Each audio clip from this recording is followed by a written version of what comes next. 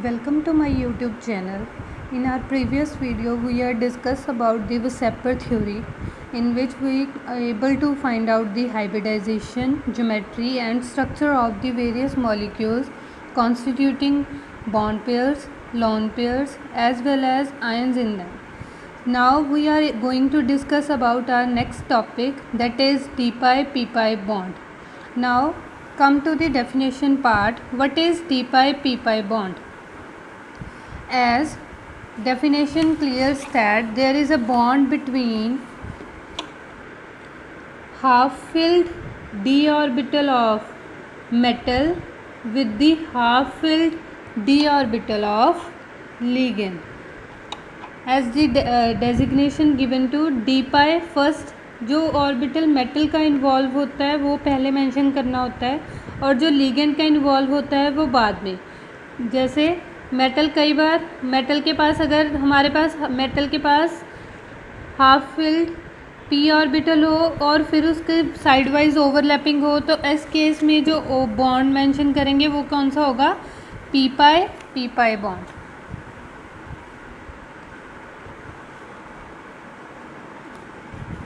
और इस केस में अभी हमारे पास मेटल के पास भी हाफ फिल्ड ऑर्बिटल है और लिगेंड के पास भी हाफ फिल्ड ऑर्बिटल है, तो अगर उसकी साइड वाइज ओवरलैपिंग होगी तो उस बॉन्ड का नाम क्या होगा? D pi P pi bond. Head on overlapping होती तो उस बॉन्ड का नाम सिग्मा बॉन्ड होता. तो अभी यहाँ पर साइड वाइज ओवरलैपिंग हो रही है तो उस बॉन्ड का नाम क्या है? D pi P pi bond.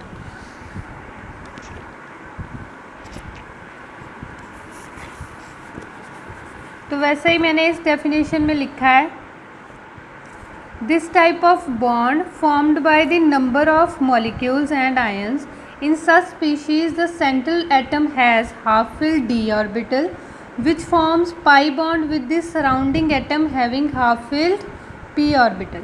Firstly they form sigma bond, then form pi bond. जब भी आप d pi p pi bond की डिस्कशन करोगे तो आपके मेटल और लिगेंड के बीच या सेंट्रल एटम और सराउंडिंग एटम के बीच सिग्मा बॉन्ड की फॉर्मेशन पहले होगी. इसलिए हम एग्जाम्पल वैसे ही कंसीडर करेंगे जहाँ पर हमारा मेटल और लिगेंड में सिग्मा बॉन्ड और पाई बॉन्ड की फॉर्मेशन दोनों की हो, क्योंकि हमें पता है पाई बॉन्ड हाइब्रिडाइजेशन में कंट्रीब्यूशन नहीं करता. तो इसलिए एग्जांपल्स के साथ स्टडी करते हैं डी पाई पी पाई बॉन्ड. सबसे पहली एग्जांपल है SO2 मॉलिक्यूल की. तो जैसे मैंने वेसेपर थ्योरी में एक्सप्लेन किया था, अभी हमें सबसे पहले क्या फाइंड आउट करना है? सेंट्रल एटम कौन सा होगा. तो यहाँ पर देखो SO2 मॉलिक्यूल में सेंट्रल एटम कौन सा होगा? जो लेसर इन नंबर होगा. सबसे पहली कंडीशन ही सेटिस्फाई करगी, जो लेसर इन नंबर. तो सल्फ़र लेसर इन नंबर है तो हमारा सेंट्रल एटम कौन सा हो गया? सल्फ़र. तो अब नेक्स्ट पार्ट क्या है? उसकी इलेक्ट्रॉनिक कन्फिग्रेशन. इलेक्ट्रॉनिक कन्फिग्रेशन कैसे मेंशन करोगे? जो आउटर इलेक्ट्रॉनिक होगी. इसकी कौन सी है? Neon 3s2 3p4. अब उसके बाद हमारा थर्ड स्टेप क्या होता है? जब भी हम ड्रॉ करते हैं डायग्राम, हमारा थर्ड स्टेप होता है कि हमने ग्राउंड स्टेट कन्फिग्रेशन मेंशन करनी होती है हमारे सेंट्रल एटम की. तो यहाँ पर सेंट्रल एटम कौन सा है? सल्फ़र. तो उसकी कन्फिग्रेशन मेंशन करेंगे. उसके बाद हमने अब उसकी कन्फिग्रेशन मेंशन कर दी, जैसे 3s2 3p4. तो रूल्स के अकॉर्डिंग हम पहले singly filled electron singly fill करेंगे, फिर उसके बाद जो पेयरिंग हो सकती होगी उसके बाद इलेक्ट्रॉन पेयर अप करेंगे. और अगर 3D ऑर्बिटल सिर्फ इसलिए ड्रॉ कर रही हूँ, अगर एक्साइटेशन के लिए हमें इलेक्ट्रॉन को एक्साइट करने के लिए दूसरे ऑर्बिटल में भेजना पड़ा, तो उसके लिए नेक्स्ट शेल शो किया है. अभी यहाँ पर देखो, हमारे पास दो अनपेयर्ड इलेक्ट्रॉन थे और हमारे पास दो ही सराउंडिंग एटम भी थे, तो ईजिली एडजस्ट हो सकते थे. लेकिन हमने यहाँ पर उसकी एक्साइटेशन क्यों की है? क्योंकि हमारा ऑक्सीजन क्या है? उसके पास दो अनपेयर्ड इलेक्ट्रॉन है. एक अनपेयर्ड इलेक्ट्रॉन तो उसका सिग्मा बॉन्ड फॉर्मेशन से स्टेबल हो जाएगा, शेयरिंग में आ जाएगा. लेकिन एक अनपेयर्ड इलेक्ट्रॉन अभी भी प्रेजेंट है, इसलिए हमें 3p के इलेक्ट्रॉन पेयर को एक्साइट करके कहाँ पे भेजना है? 3D में. तो मैंने यही किया है इसकी एक्साइटेड स्टेट में. सल्फ़र के जो सेंट्रल एटम s ऑर्बिटल के इलेक्ट्रॉन्स हैं उनको एक्साइटेशन की ज़रूरत नहीं है, तो वो ऐसे ही लोन पेयर की तरह रह जाएंगे. तो हमने एक पेयर को इलेक्ट्रॉन को एक्साइट किया है, तो हमारे पास 4 अनपेयर्ड इलेक्ट्रॉन हो गए. अब हमने पहले सिग्मा बॉन्ड फिल करके उसकी हाइब्रिडाइजेशन क्या करनी है, क्लोज। उसके बाद जो रिमेनिंग पार्ट पोर्शन होगा उसके साथ ड्रॉ करेंगे पाई बॉन्ड। तो अभी यहाँ पे देखो ध्यान से, सबसे पहले एस ऑर्बिटल का लोन पेयर की तरह हो गया, और हमें पता है लोन पेयर हाइब्रिडाइजेशन का पार्ट होता है। तो यहाँ पर 2 अनपेयर्ड इलेक्ट्रॉन थे, और हमारे ऑक्सीजन की इलेक्ट्रॉनिक कन्फिग्रेशन मैंने नीचे मेंशन की है, 2s2 2p4 होती है। मैंने बोला था सराउंडिंग एटम की हमें वही कन्फिग्रेशन चाहिए जहाँ से वो एक्चुअल में शेयरिंग करेगा, इसलिए 2s को इग्नोर कर दिया, 2p4 लिख दिया। यहाँ पर 2 अनपेयर्ड इलेक्ट्रॉन्स हैं, एक के साथ उसका शेयरिंग के साथ एक ऑक्सीजन के साथ सिग्मा बॉन्ड बन जाएगा, दूसरे ऑक्सीजन का दूसरे के साथ सिग्मा बॉन्ड बन जाएगा। और एक बार सिग्मा बॉन्ड फिल बन गया, उसके बाद वाले सारे बॉन्ड क्या होंगे, पाई होंगे या डेल्टा होंगे या म्यू बॉन्डिंग होगी। तो सिग्मा एक ही होता है। तो यहाँ पर सिग्मा बॉन्ड बनने के बाद हम हाइब्रिडाइजेशन को क्लोज कर दिया, दैट इज़ sp2। sp2 का मतलब क्या हो गया, ज्योमेट्री क्या होगी, ट्राइगोनल प्लेनर। तो यहाँ पर मैंने वैसे ही ड्रॉ कर दिया। अभी भी हमारे पास ऑक्सीजन के, दोनों ऑक्सीजन के पास एक एक इलेक्ट्रॉन अनपेयर्ड है, और यहाँ पर भी हमारे पास एक एक इलेक्ट्रॉन अनपेयर्ड है। तो उनके पास अब नेक्स्ट बॉन्ड कौन सा फॉर्म होगा, पाई बॉन्ड। तो यहाँ पर देखो, अभी मेटल के साथ यहाँ पर शेयरिंग के साथ जो बॉन्ड बना है वो पी पाई। क्यों, क्योंकि मेटल का ऑर्बिटल क्या है, p ऑर्बिटल, और लिगेंड का भी, सेंट्रल एटम का भी p ऑर्बिटल है, और सराउंडिंग एटम का भी। तो दोनों के बीच का जो पाई बॉन्ड होगा उसे साइड वाइज ओवरलैपिंग को क्या मेंशन करेंगे, पी पाई। और यहाँ पर देखो ध्यान से, अब नेक्स्ट ऑर्बिटल कौन सा होगा, नेक्स्ट बॉन्ड क्या होगा, डी पाई पी पाई, क्योंकि मेटल का ऑर्बिटल कौन सा है, डी, और लिगेंड हमारा फिर से कौन सा बॉन्ड बना रहा है, पी पाई। तो इस तरह से हमारे पास फर्स्ट एग्जांपल क्लियर हो गई। यहाँ इस एग्जांपल में फॉर्मेशन हो रही है डी पाई पी पाई बॉन्ड की। तो बस मैंने वैसे ही साइड वाइज ओवरलैपिंग शो की है दोनों ऑर्बिटल्स की। अगर हमारे पास 3p पाई और 2p पाई का बॉन्ड होता तो कुछ इस तरह से होता, क्योंकि ये p ऑर्बिटल को हम ऐसे मेंशन करते हैं सल्फर के, और ऑक्सीजन के पास तो है ही p ऑर्बिटल, तो साइड वाइज ओवरलैपिंग होती तो ऐसे है। जब भी हमारे पास साइड वाइज ओवरलैपिंग होती है तो हमारे पास ओवरलैपिंग जोन हमारे इंटरन्यूक्लियर एक्सिस से ऊपर बनते हैं। जब भी हमारे ओवरलैपिंग जोन इंटरन्यूक्लियर एक्सिस के ऊपर बने तो वो सबसे ज़्यादा स्टेबल होता है, इसीलिए सिग्मा बॉन्ड सबसे ज़्यादा स्टेबल होता है। उसके बाद जैसे जैसे इंटरन्यूक्लियर एक्सिस से ओवरलैपिंग जोन दूर होते जाते हैं वैसे वैसे उस बॉन्ड की स्टेबिलिटी इटसेल्फ कम होती है। अगर ओवरऑल देखा जाए, जैसे अब हमारे पास कार्बन कार्बन में सिंगल बॉन्ड है और कार्बन कार्बन में डबल बॉन्ड है, तो ज़्यादा स्टेबल कौन है, कार्बन कार्बन डबल बॉन्ड। लेकिन अगर हम सिर्फ पाई बॉन्ड अकेले को कंसीडर करें तो पाई बॉन्ड सिग्मा बॉन्ड के कंपैरिजन वीक है, क्योंकि वो साइड वाइज ओवरलैपिंग करता है। उसी तरह से 3d पाई 2p पाई में देखो ध्यान से, यहाँ पर भी मैंने वही शो किया है। अभी हमारा कौन सा ऑर्बिटल इन्वॉल्व है, d ऑर्बिटल इन्वॉल्व है, तो मैंने उसे हाफ फील्ड को ऐसे शो किया है। उसी तरह से ऑक्सीजन के पास तो अगेन p ऑर्बिटल ही है, तो मैंने ऐसे शो करके साइड वाइज ओवरलैपिंग की है। अभी हमारा जो d पाई p पाई बॉन्ड है वो ज़्यादा इफेक्टिव ओवरलैपिंग करेगा। क्यों, क्योंकि जो d ऑर्बिटल है वो ज़्यादा p ऑर्बिटल की तरफ डिफ्यूज़, जिसे हम डिफ्यूज़ बोलते हैं, ज़्यादा झुका हुआ है। तो इस वजह से उनकी ओवरलैपिंग क्या होगी, एज़ कम्पेयर टू p पाई इसकी d पाई 2p पाई की इफ़ेक्टिव ओवरलैपिंग होगी। तो बस मैंने वैसे ही स्ट्रक्चर शो किया है। हमारे पास लोन पेयर प्रेजेंट होने की वजह से हमारा बॉन्ड एंगल क्या हो गया, रिड्यूस हो गया, अदरवाइज़ वो 120 डिग्री होना था। और एक बात और, जब भी हमारा पाई बॉन्ड फॉर्म होता है वो भी स्पेस में ज़्यादा इलेक्ट्रॉन पेयर जो हमारे दूसरे बॉन्ड पेयर से ज़्यादा स्पेस ऑक्यूपाई करता है, तो इसलिए उसे भी हमारा बॉन्ड एंगल कई बार डिस्टॉर्टेड वर्ड यूज़ कर देते हैं कि कई बुक्स में, तो कई बार डिस्टॉर्टेड होता है। तो वैसे इसकी रेजोनेटिंग स्ट्रक्चर जो पॉसिबल हैं वो सारी लिखी हुई हैं कि अगर सल्फ़र और ऑक्सीजन के बीच अगर हम एक्साइटेशन ना करते तो सल्फ़र का एक इलेक्ट्रॉन हम सीधा पेयर ऑक्सीजन में ट्रांसफ़र करते तो वो डेटिव बॉन्ड की फॉर्मेशन हो जाती। और अगर हम आयनिक स्ट्रक्चर ड्रॉ करना चाहते हैं तो ऑक्सीजन ज़्यादा इलेक्ट्रोनेगेटिव है तो ऑक्सीजन पर नेगेटिव चार्ज आएगा और सल्फ़र के ऊपर पॉजिटिव चार्ज होगा। तो मैंने ये रेजोनेटिंग स्ट्रक्चर्स पॉसिबल ड्रॉ किए हैं। अब हमारे पास नेक्स्ट एग्जाम्पल है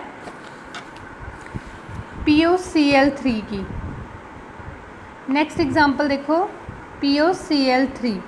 अभी अगेन यहाँ पे देखो, अब हमारे पास कंपटीशन हो गया। जब मैंने वो सेपर एक्सप्लेन की थी तब मैंने सेंट्रल एटम को डिसाइड करना सिखाया था।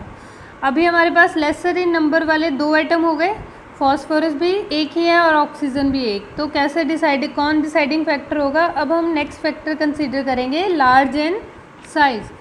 तो अब हमारे पास फॉस्फोरस और ऑक्सीजन में से बड़ा कौन होगा? फॉस्फोरस। क्यों? Down the group size increase करता है और along with in period size decrease करता है। तो phosphorus down the group move करते हैं नाइट्रोजन से, तो साइज़ में बड़ा होगा, इसलिए सेंट्रल एटम कौन हो गया? फॉस्फोरस। तो यहाँ पर देखो फिर से पहला स्टेप हम क्या करते हैं? इलेक्ट्रॉनिक कन्फिग्रेशन मेंशन करते होते हैं सेंट्रल एटम की, तो वही लिखी है neon 3s2 3p5।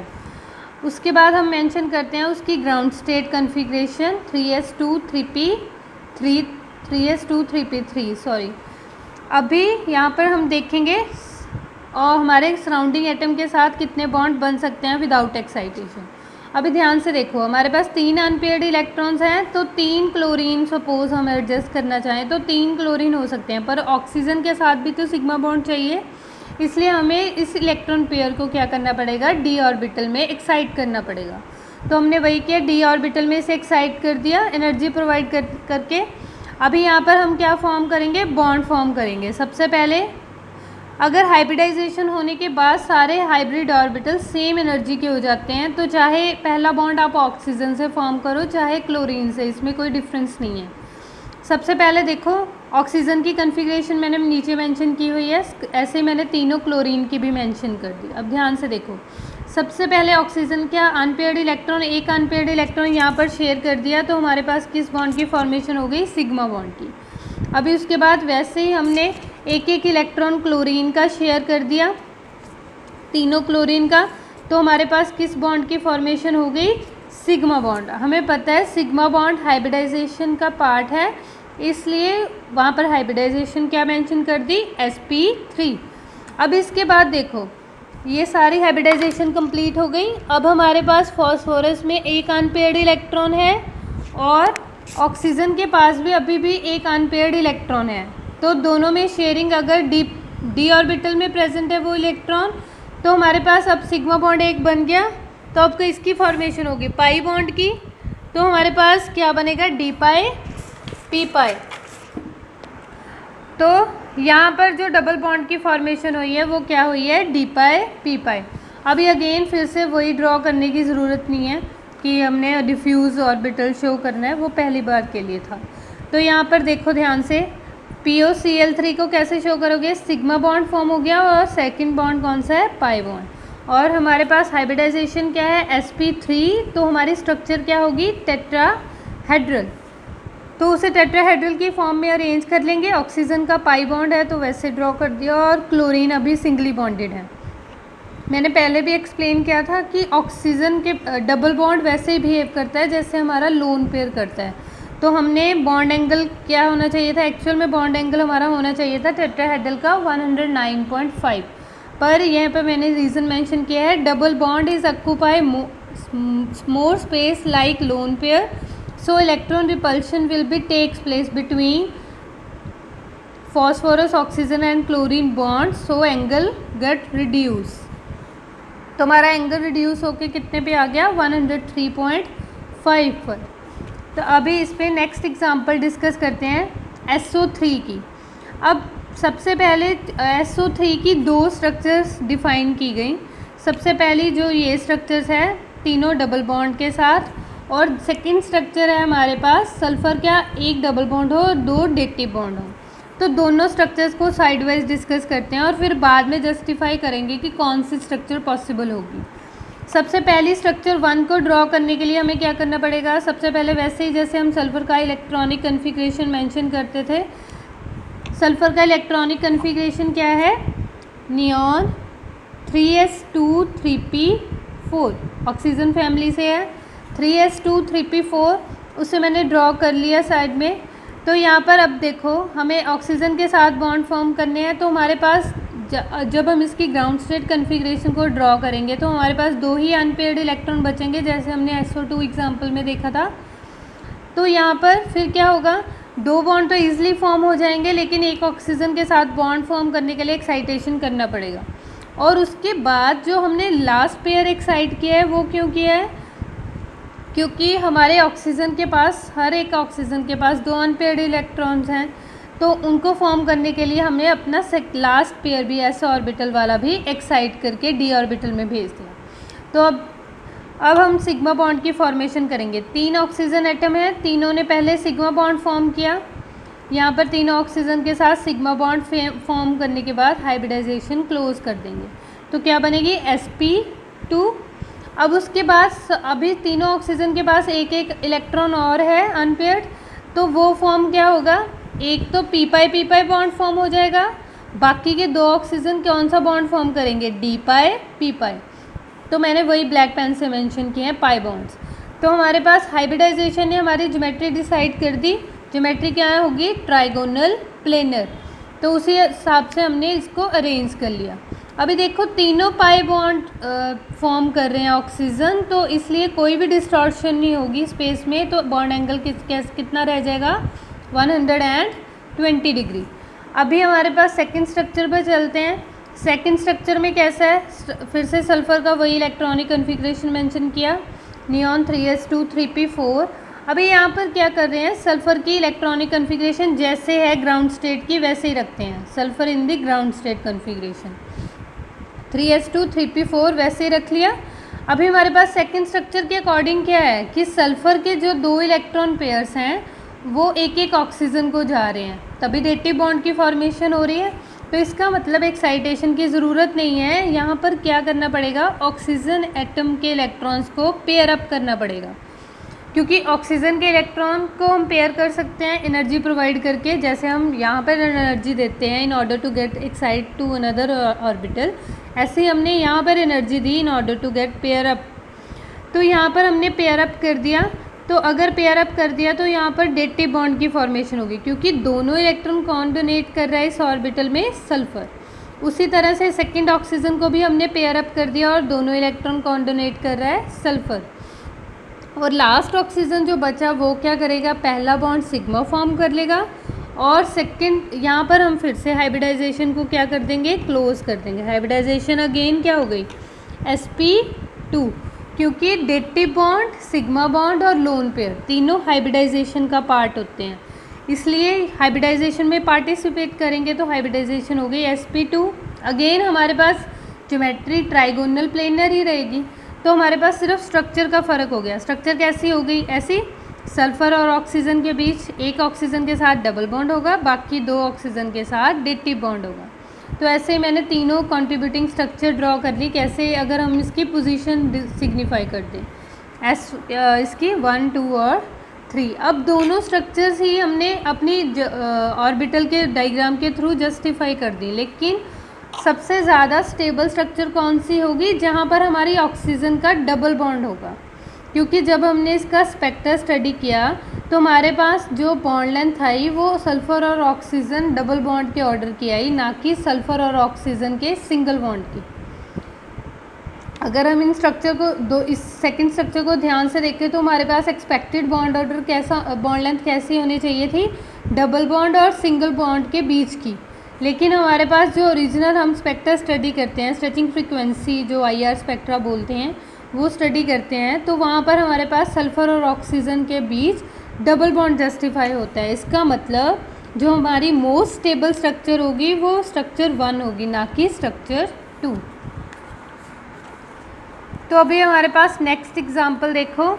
Next example ध्यान से, SO3 2 नेगेटिव। अब हमारे पास कौन सी स्ट्रक्चर है, आयनिक फॉर्म में है। अभी तक हमने आयन को इंट्रोड्यूस नहीं किया था। ये सल्फाइट आयन है, SO4 2 नेगेटिव सल्फेट आयन होता है। सल्फाइट आयन में ध्यान से देखो, फिर से सेंट्रल एटम तो में कोई डाउट नहीं है, लेसर इन नंबर, तो वो सल्फ़र है। Electronic configuration again 3s2 3p4 हो गई, वो मैंने मेंशन कर दी। यहाँ पर अभी मैंने फिर से एक्साइटेड स्टेट में डायरेक्टली मेंशन किया है, आप साइड में लिख सकते हो, सल्फ़र की ग्राउंड स्टेट कन्फिग्रेशन। अगर हम सल्फ़र की यहाँ पे भी ग्राउंड स्टेट कन्फिग्रेशन मेंशन करनी हो तो वो क्या होगी, 3s2 को 3p4 और d हम ड्रॉ करके रख लेते हैं, 3s 3p और 3d यहाँ पर मेंशन कर दी। इससे हमें आइडिया हो जाएगा कि एक्साइटेशन की ज़रूरत कितनी है। यहाँ पर देखो ध्यान से, हमारे पास 2 अनपेयर्ड इलेक्ट्रॉन्स हैं तो 2 ऑक्सीजन एडजस्ट हो सकते हैं, लेकिन हमें एक इलेक्ट्रॉन पेयर एक्साइट करना पड़ेगा क्योंकि थर्ड ऑक्सीजन का बॉन्ड भी फॉर्म करना है। और अब हमारे पास क्या है, ध्यान से देखो, अब हमारे पास सल्फ़र और ऑक्सीजन का बॉन्ड है। ज़्यादा इलेक्ट्रोनेगेटिव कौन है, ऑक्सीजन, और सल्फ़र क्या है, इलेक्ट्रोपॉजिटिव उसके कंपैरिजन में।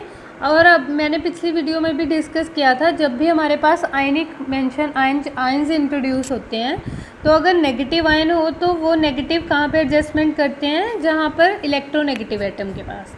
और अगर यहाँ पे 2 पॉजिटिव सपोज चार्ज मेंशन होता तो इलेक्ट्रॉन एडजस्टमेंट कौन करता, सल्फ़र। तो यहाँ पर हमने वैसे किया, 2 ऑक्सीजन को इंटेग्रल होता है तो 2 ऑक्सीजन किस फॉर्म में रहेंगी, O नेगेटिव की फॉर्म में, और 1 ऑक्सीजन कैसी रहेगी, ऑक्सीजन की नॉर्मल की फॉर्म में।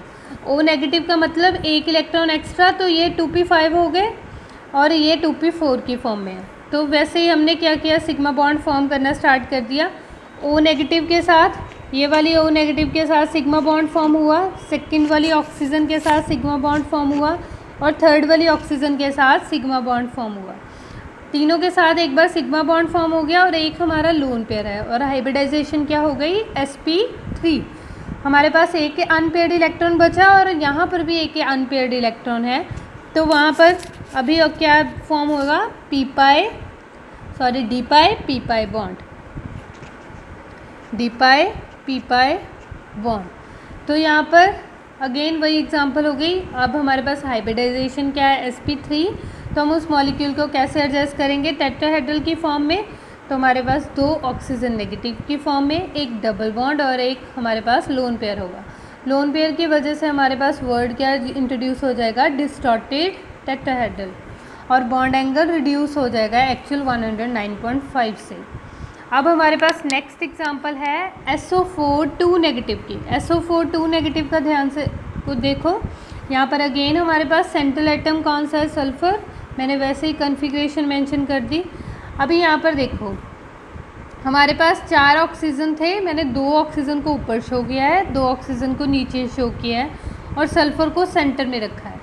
तो यहाँ पर ध्यान से देखो, अभी हमारे पास 2 नेगेटिव चार्ज है तो 2 ऑक्सीजन O नेगेटिव की फॉर्म में रहेंगी और 2 ऑक्सीजन सिंपल ऑक्सीजन एटम की। तो मैंने दोनों ऑक्सीजन O नेगेटिव वाली ऊपर रखी है, ऐसा कोई इशू नहीं है, आप कैसे भी एक्सप्लेन कर सकते हो।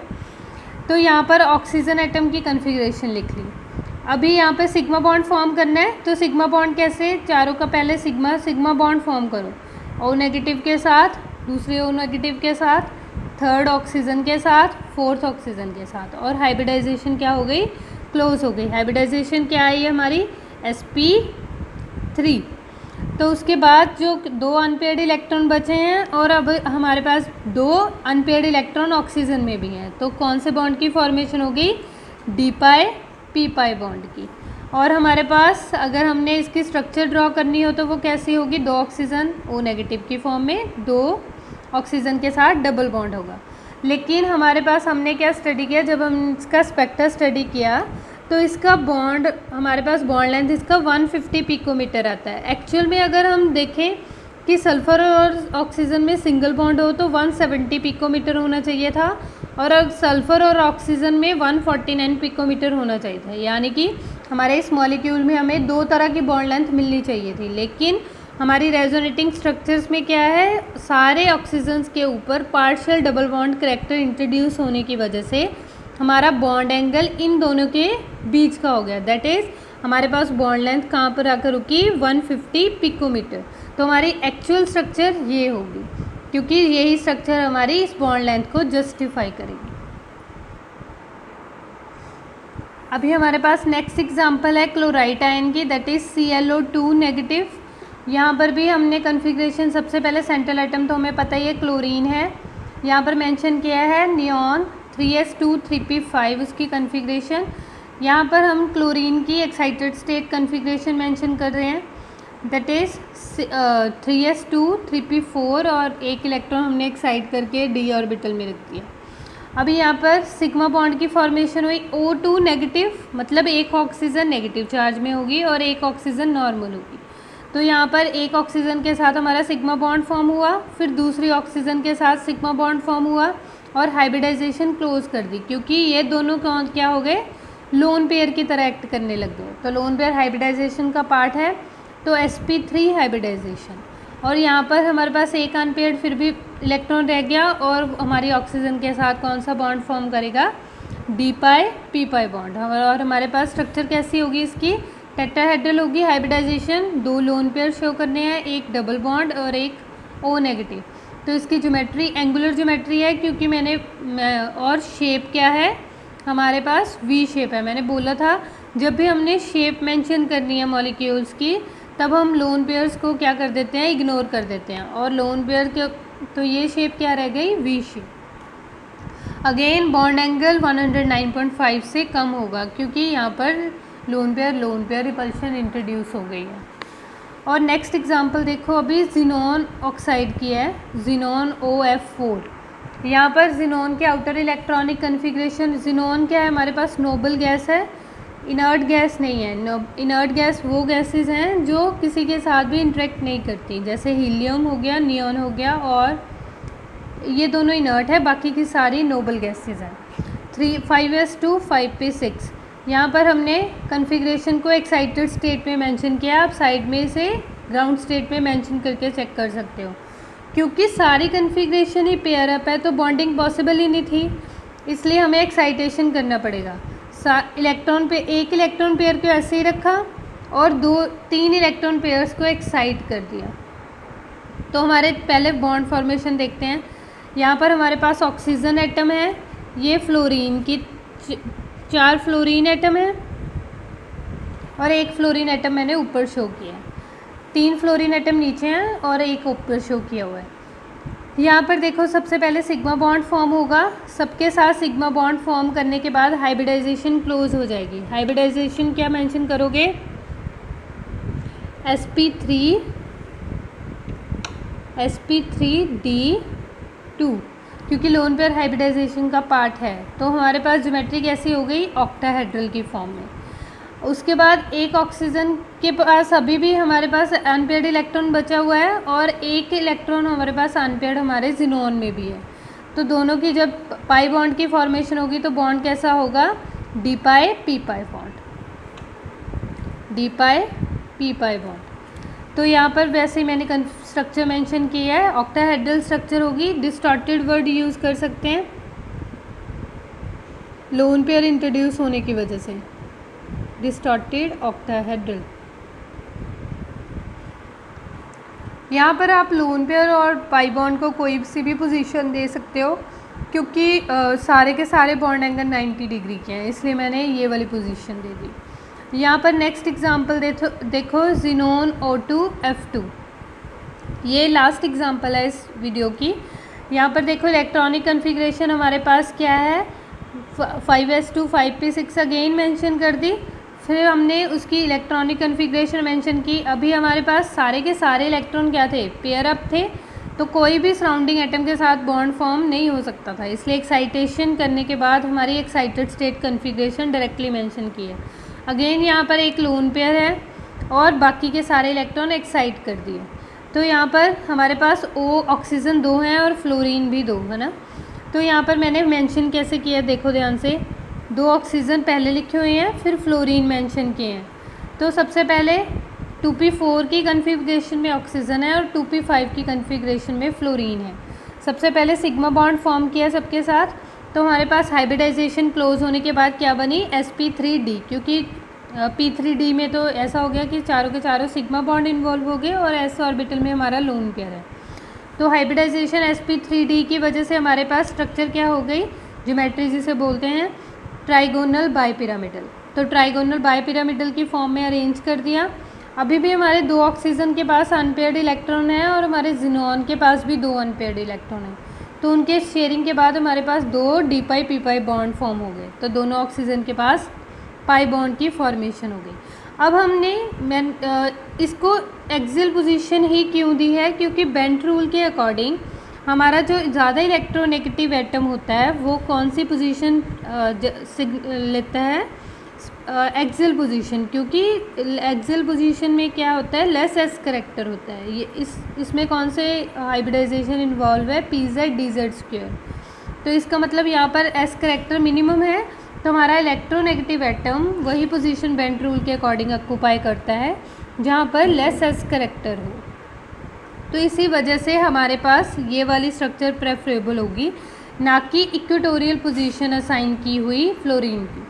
अगर हम यहाँ पर इक्वेटोरियल पोजीशन दे देते हैं फ्लोरीन को तो वो गलत होता, क्योंकि मोर इलेक्ट्रोनेगेटिव ऑक्सीजन और फ्लोरीन में से फ्लोरीन है, तो वो पहले एक्सियल पोजीशंस लेंगे, उसके बाद रिमेनिंग पोजीशंस किसको मिलेंगी, ऑक्सीजन को। तो वो क्या हो गई, equatorial position. This is all about this D pi P pi bond. If you like my video please share, subscribe it. Thank you.